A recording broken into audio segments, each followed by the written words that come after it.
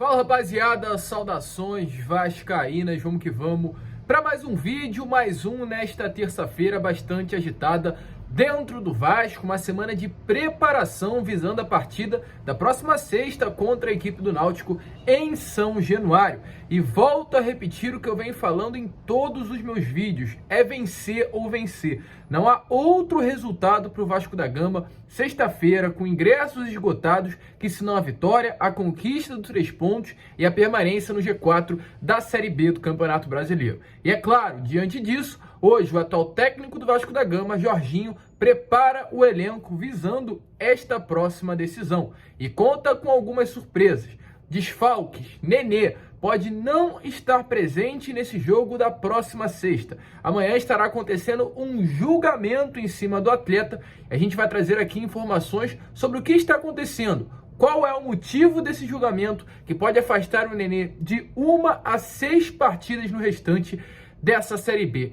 É brincadeira. Além disso, vamos falar sobre o retorno do Ignaldo, um reforço importante para o Vasco. Falar sobre Alexandre Pássaro, porque ontem ele deu uma entrevista à Jovem Pan que polemizou nesta tarde de terça-feira no meio da torcida vascaína e muitas outras informações. Tranquilo, rapaziada? Mas antes de começar, é claro, como eu sempre faço aqui no canal, quero dar as boas-vindas a você, torcedor vascaíno, que está chegando ao canal do Gigante Vasco pela primeira vez. Seja muito bem-vindo. Este é o canal do Gigante, o canal do torcedor vascaíno. Se você, então, é claro, é Vasco, aqui embaixo, já se inscreva no nosso canal, deixe também o seu like, o seu joinha, o seu gostei, como você preferir, para ajudar na divulgação deste vídeo e, principalmente, ative o seu sininho de notificação para que todos os nossos vídeos sejam divulgados, no meio da plataforma, cada vez mais pessoas possam conhecer o nosso canal. Tranquilo, rapaziada? Mas vamos que vamos, sem muita enrolação, falar logo de Vasco da Gama, que, como a gente já trouxe desde o início do vídeo,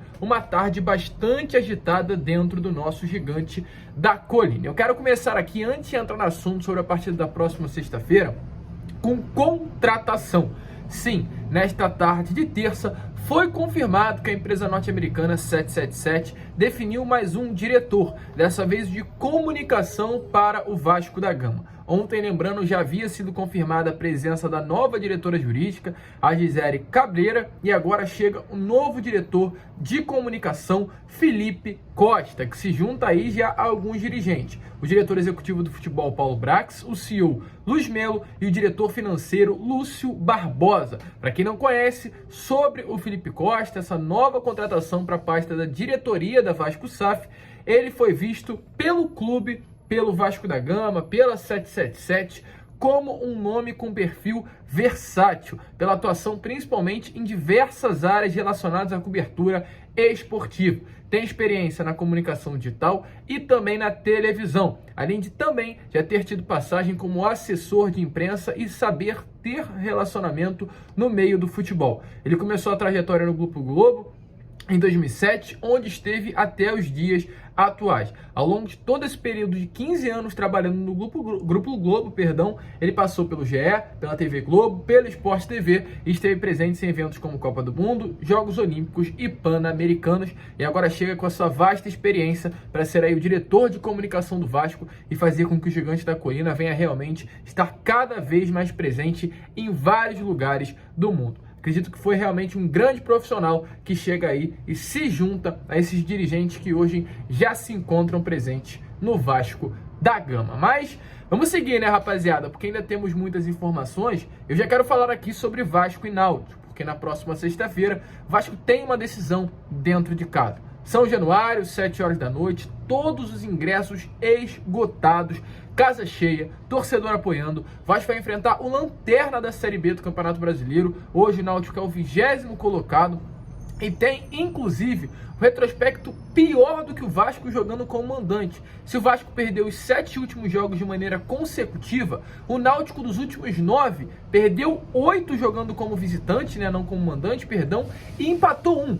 Não conseguiu vencer os seus últimos 9 jogos jogando longe de Pernambuco. Então a gente espera que o Vasco possa permanecer com esse tabu para o Náutico, né? E continuar também com o tabu de vencer dentro de São Januário, até porque é obrigação vencer o Náutico sexta-feira dentro do nosso Caldeirão. Vasco atualmente é o 4º colocado, o Sport venceu ontem, chegou à 6ª posição, diminuiu a distância para o Vasco de 5 para apenas 2 pontos, e o Londrina ainda joga nessa rodada, é o 5º colocado e está a 1 pontinho de diferença do Vasco da Gama. É uma situação muito complicada na Série B do Campeonato Brasileiro. E se tratando dessa próxima partida, o Vasco contará com um retorno importantíssimo. Egnaldo, atleta que foi titular nos 3 jogos do torneio quadrangular pela Seleção Brasileira Sub-20, o Brasil foi vice-campeão, inclusive, nesse torneio, vai dar uma boa dor de cabeça ao atual técnico Jorginho, pois antes de enfrentar o Grêmio, onde o Raniel foi titular,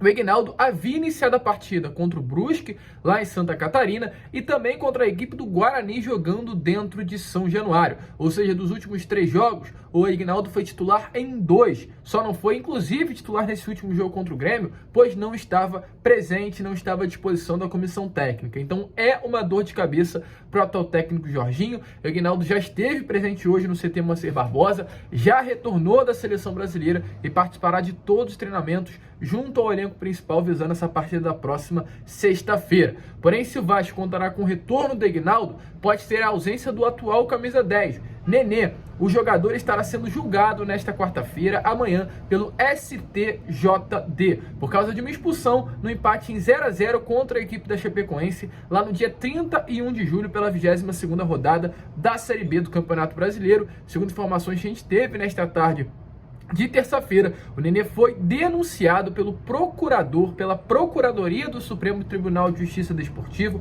no artigo 258 do Código Brasileiro de Justiça Desportiva. Essa pena prevê aí, no caso, né, aliás, essa denúncia prevê uma pena de 6 partidas, de 1 a 6 partidas, segundo ali como está escrito no artigo, abre aspas, por desrespeitar os membros da equipe de arbitragem ou reclamar desrespeitosamente contra as suas decisões. O árbitro colocou na súmula e o Nenê estará sendo julgado.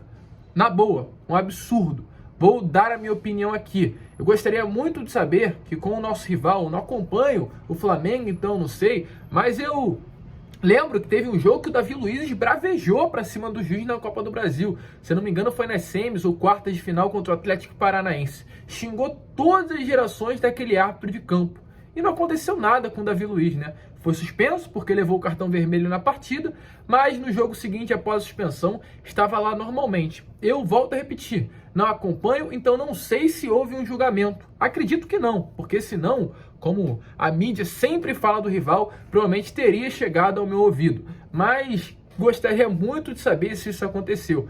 Porque, pelo que eu lembro, a reclamação do Nenê não foi tão assintosa como do zagueiro do rival naquela partida contra o Atlético Paranaense. Mas é aquela famosa frase, contra tudo e contra todos, e preocupa, porque a gente viu no domingo que o Nenê é uma peça importantíssima, e ficar com o desfalque do Nenê de 1 a 6 partidas para o restante da Série B, realmente vai ser uma notícia para preocupar demais o torcedor vascaíno. Inclusive o próprio Nenê, em entrevista ao site oficial do Vasco, falou, né, sobre essa próxima semana e sobre o confronto contra a equipe do Náutico nessa próxima sexta-feira. Ele disse o seguinte, abre aspas, acho que taticamente a gente melhorou bastante, estava mais compacto tanto defensivamente como ofensivamente. A gente já viu um pouco da cara dele, no caso do técnico Jorginho. Cada dia mais vai conhecendo mais o grupo. Ele já mostrou uma grande parte e acredito que nos próximos dias a gente vai melhorar cada vez mais. Temos que manter a confiança, precisamos do apoio do nosso torcedor. Foi muito ruim perder mais um jogo fora de casa,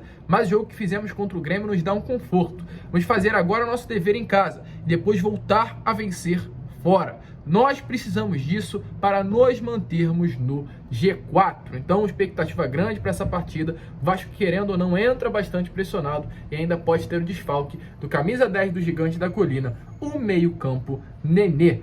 Caso venha a ser confirmado, vai fazer falta, torcedor? Deixe a sua opinião aí nos comentários e também coloque aí a sua opinião se você acha que com o retorno do Egnaldo, o Raniel merece voltar ao banco de reservas. Eu quero saber de você e faço questão de responder aos comentários. E para finalizar o vídeo, falar sobre essa polêmica que circulou no meio da torcida vascaína nesta tarde de terça-feira. Se trata sobre o ex-diretor executivo do Vasco da Gama, Alexandre Pássaro. Ontem, dia 12 de setembro, o diretor executivo deu uma entrevista à Jovem Pan e falou sobre o momento que passou pelo Vasco.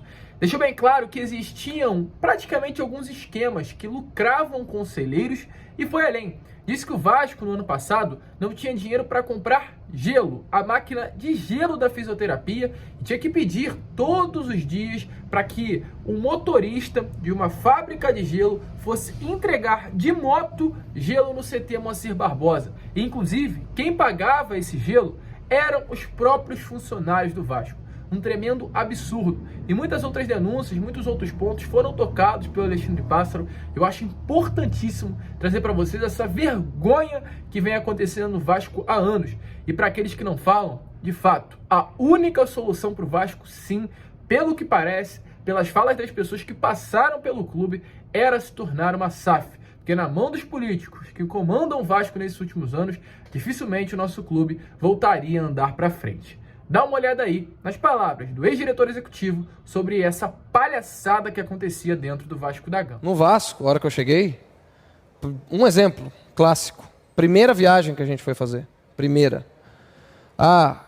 Sei lá, a viagem ficou R$200 mil para Goiânia, que a gente ia jogar contra o Atlético Goianiense. Aí eu ia assinar a nota. De 200 mais 16%. Pô, que esse 16% aqui? Não, é da nossa agência de viagem. Pô, mas nós temos uma agência de viagem? Porque no São Paulo, pô, eu tinha um funcionário que fazia logística. Não tinha uma agência de viagem. Até tinha uma agência, mas que não cobrava, ela cobrava da companhia, não do clube, pô. Não, mas é que isso daqui, pô, já existe. É porque é ligado a um conselheiro, à empresa do conselheiro.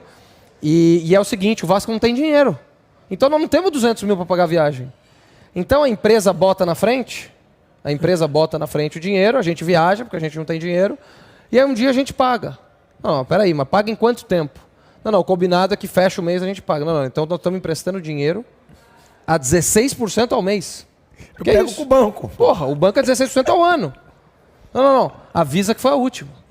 Assim, eu sou assim. Avisa, não sei quem é o conselheiro, avisa que foi a última. Aí, em algum lado do conselho, das pessoas, já te fazem um X. Você já dia numa derrota, perseguido ali. Um dia numa derrota que a gente teve, veio o gerente de futebol e mostrou pra mim assim do Vasco. Pô, aqui sabe aquele comentário no Instagram? Não sei como que é, acho que fica o mais curtido, fica em primeiro. Sei. Olha o mais curtido aqui. Era o dono da empresa. Porra, tem que sair esse passo. É lógico que tem que sair. Porra, tem que ficar. Entendeu? Então, isso, é essa a diferença no Vasco. O cara ali, o cara na comida, o cara na base, o cara não sei o quê. Então, como o Vasco era um clube sem dinheiro, as pessoas, não, deixa que eu empresto, deixa que eu faço o serviço, deixa que eu isso. Há uma módica taxa de, 16%, 20%, não sei o quê. Então, se confundia muito isso, né? O presidente do Vasco, estava pagando coisas de 20 anos atrás, gente que emprestou dinheiro. Era a máquina de... sim, mas era uma coisa, estava quebrada, aí cada dia um pagava. Um dia era o médico, outro dia era o fisioterapeuta, porque chegava uma moto no CT e entregava saco de gelo. Todo dia, 1 hora antes do treino. E aí, hoje é minha vez. Aí o cara lá e pagava lá, sei lá, R$150 de gelo. Com 3 meses de salário atrasado. Falei, pera um pouquinho, meu. Não pode ser assim. Então, como vocês viram aí, torcedor, de fato, uma situação absurda que acontecia dentro do Vasco.